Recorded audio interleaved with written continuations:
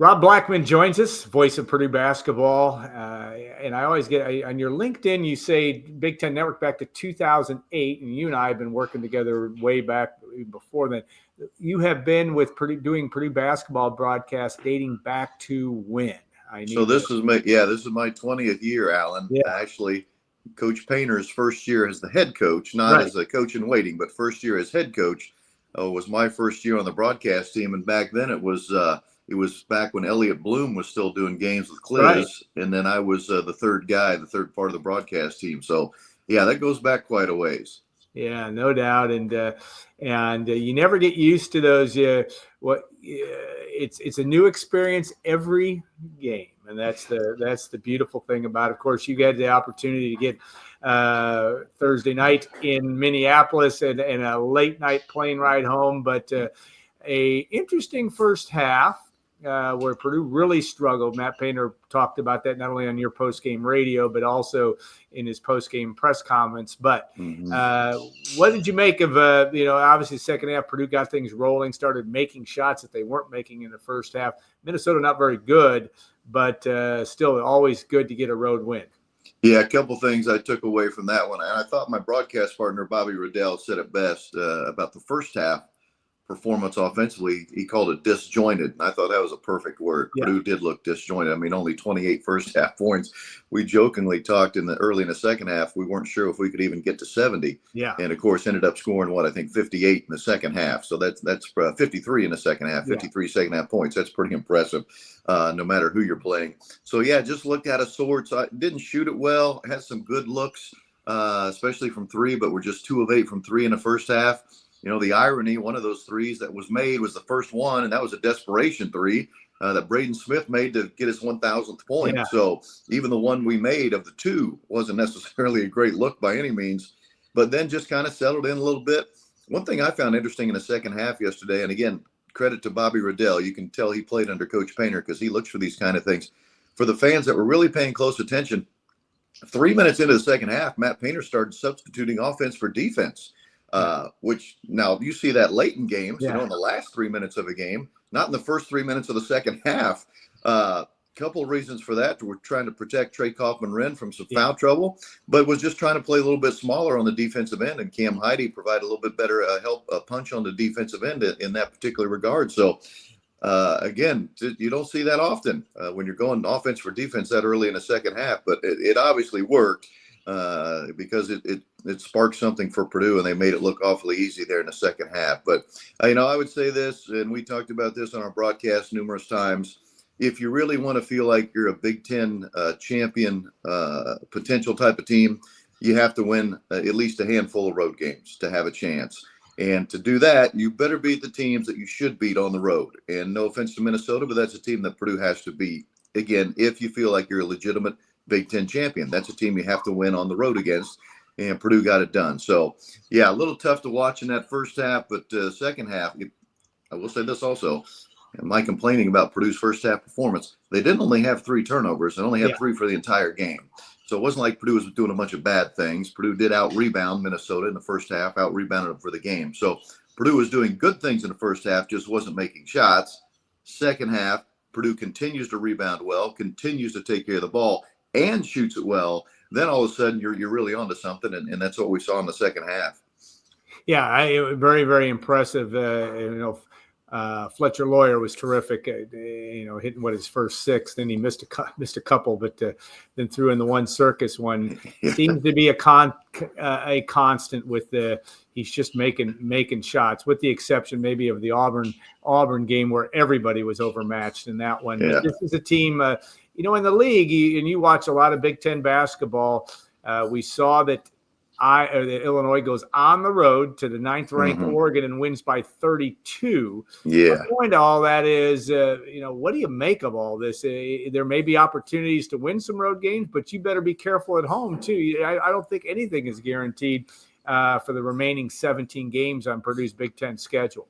Of all the things that really caught me or really grabbed me by surprise with that Illinois game is, they're going into the halftime horn, and their 2 leading scorers are Draven Gibbs Lawhorn and Jake Davis. Yeah. Guys playing off the bench. That's how deep Illinois is.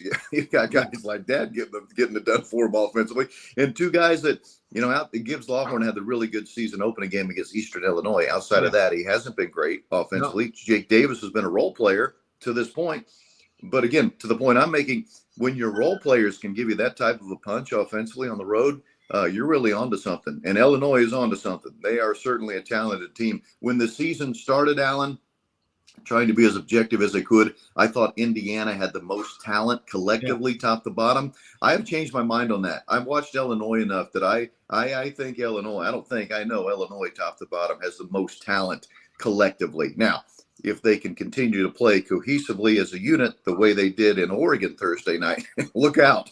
I'm glad we only play those guys once, and it'll be the last game of the year on the road at Illinois. But, they are really, really good. Yeah, and Brad Underwood does a job of, he's good at herding cats. He's good at bringing a lot of guys in, and has had success in the portal world to make teams that play hard, and he's got some good young players certainly from that standpoint. Looking at Purdue, and obviously a lot's been made of the three-headed monster, and they are all Big Ten level players, certainly with Lawyer, Smith, and Trey Kaufman-Renn. And, that need, Matt Painter made a change in that starting lineup last night, which was interesting. And yet just the need for somebody else to step up, but also the general feeling, well, you can't win with three guys that are good. I don't know if I agree with that. I just think that Purdue needs, Riles Colvin, Camden Heide need to get going offensively. They showed at least a little bit of that last night.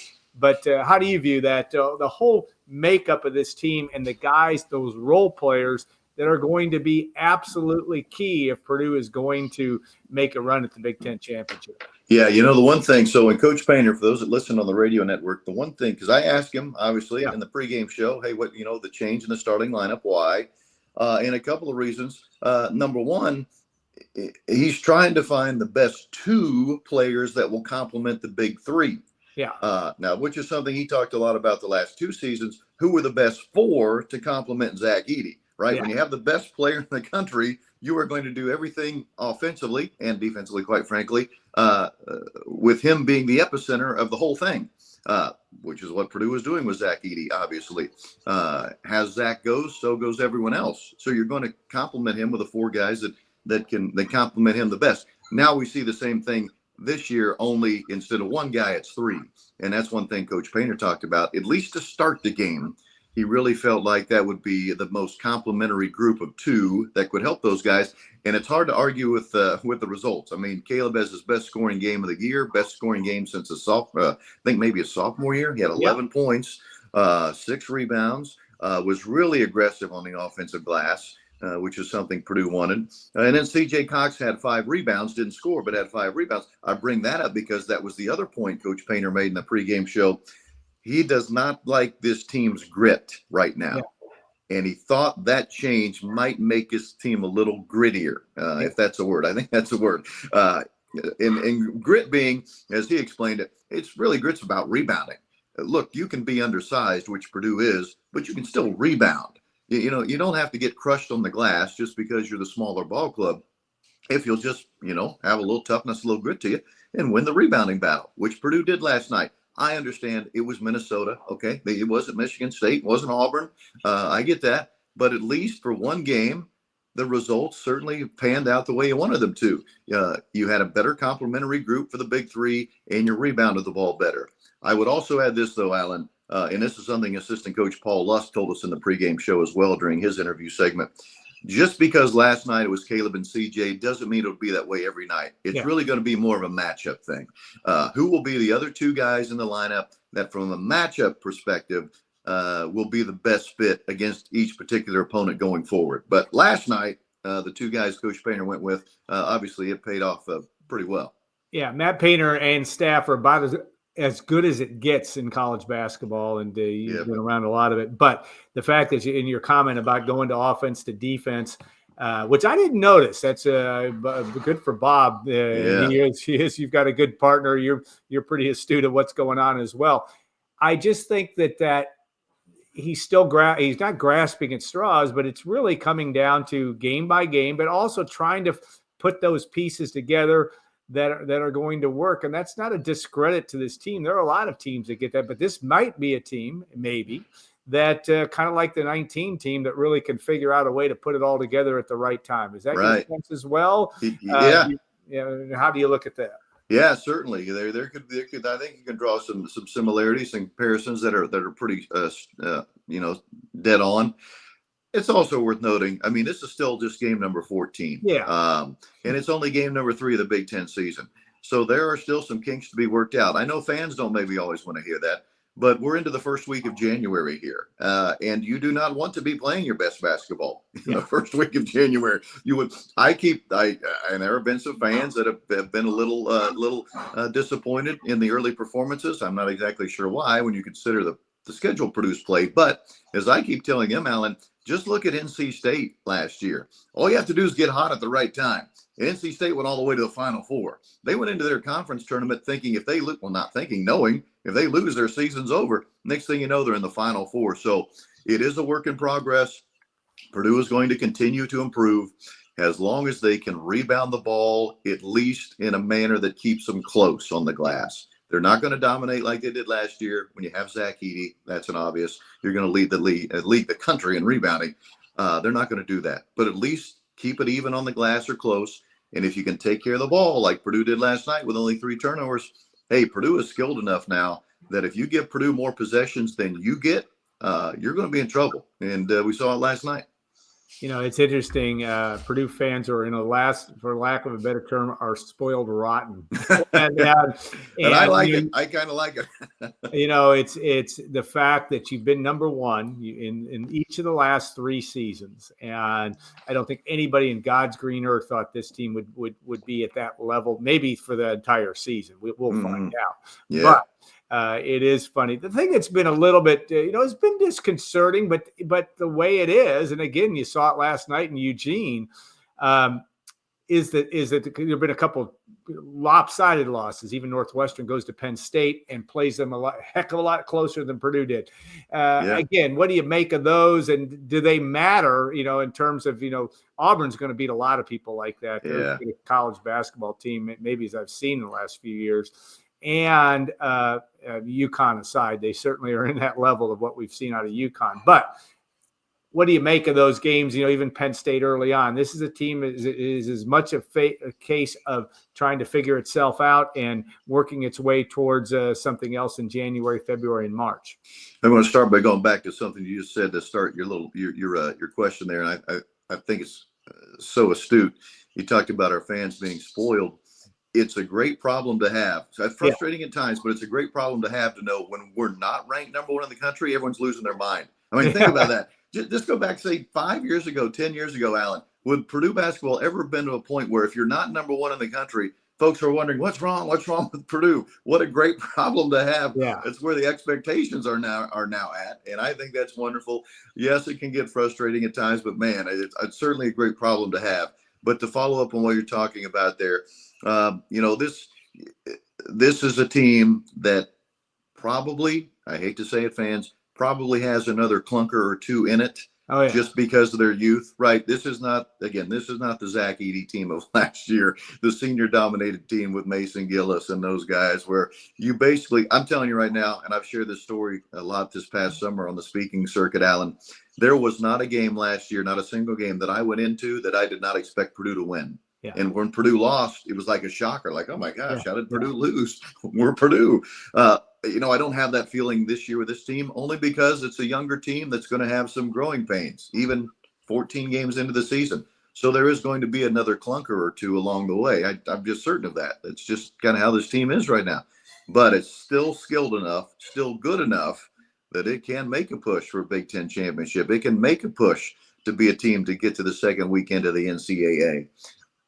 What are the keys? I've mentioned them a couple times. As long as Purdue can stay close rebounding and take care of the ball, they are skilled enough for scoring the ball and certainly good enough offensively. I don't know that P.J. Thompson gets enough credit for how good of a play caller he is. And especially in the second half, you saw that last night. I mean, we had Minnesota's head spinning on defense, the things we were doing offensively. So Now, if you're going to give the ball away, 10, 15 times a game, I had the number written down for last night's broadcast because I always like to bring it up if I think it's appropriate. Last night it wasn't, but here are the numbers. In their loss against Penn State, points off turnovers, 32 points. Yeah. Loss against Auburn, points off turnovers, 23 points. You cannot play high caliber competition and give them 32 points right off the bat. That's like starting off the game down 32-0. Yeah. You can't do it. You can't win. So take care of the ball. Purdue has a pretty good chance of winning. Yeah, I think that is a true statement, and I think this team will continue to improve. And I thought it was important last night. Jakari Harris hits a big shot. Yes, CJ Cox doesn't score, but he gets 5 rebounds. Again, we talked about first play.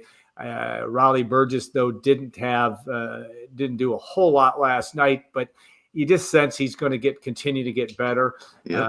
It's going to be an interesting next 2 months in Purdue basketball. And I just recommend to fans, why don't we just sit back and enjoy? This is a work in progress, and that for just about every team, except for maybe the very, very elite, the Auburns of the world right now, Tennessee on down the line. It's all a work in progress for just Duke, just about everybody else. So from that standpoint, okay, look at Northwestern now, and a team that has been difficult for Purdue. Really, even both of the last 2 years at home has been difficult.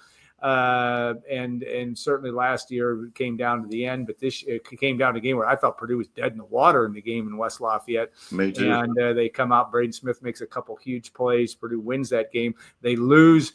Have lost the last 2 years in Evanston in somewhat remarkable fashion. My point is Northwestern is a load. They went to Penn State and played very competitively. They don't look the part, but they play the part, and they play a style. I guess from you, I'd like your analysis of what makes them so difficult. Yes, Boo Buie is finally gone. Thank goodness. This is a team that can cause Purdue problems, and I expect to have problems on Sunday if you're Purdue. Yeah, well, we used the word gritty earlier in this segment, and that's probably the best way to describe Northwestern. Just a gritty ball club. And you are right, getting off the bus, they do not look the part, but man, they find a way to win games.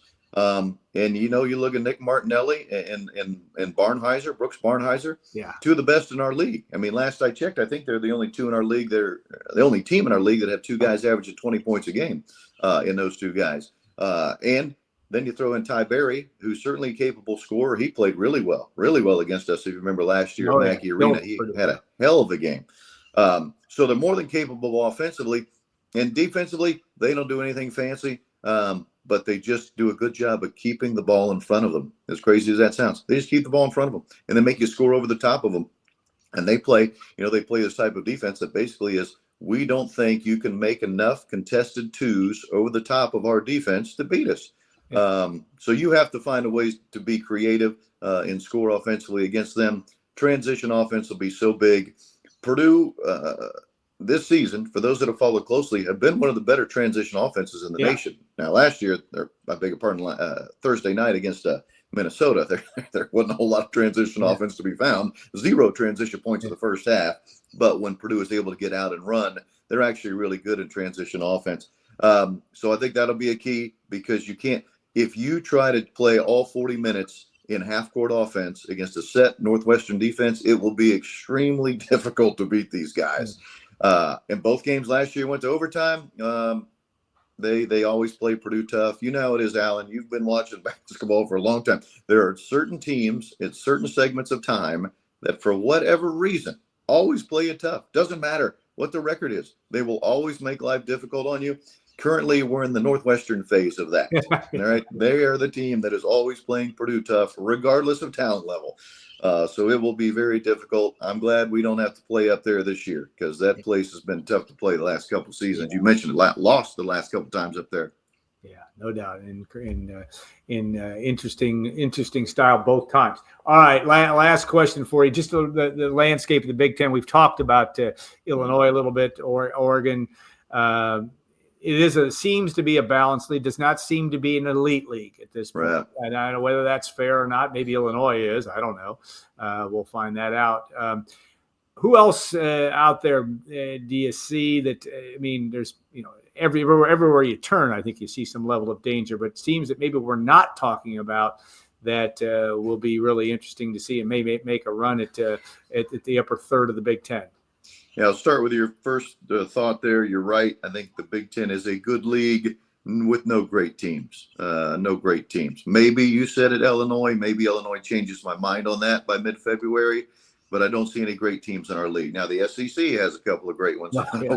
We do not, but we do have a very good balanced league this season with a lot of good teams. No great ones, at least not I've seen yet. But again, the way I alluded to it earlier, I've changed my mind on Illinois as far as being the most talented team. I think that's where they are. And I'm not so certain that they aren't the team to beat after what we saw them do Thursday night in Oregon.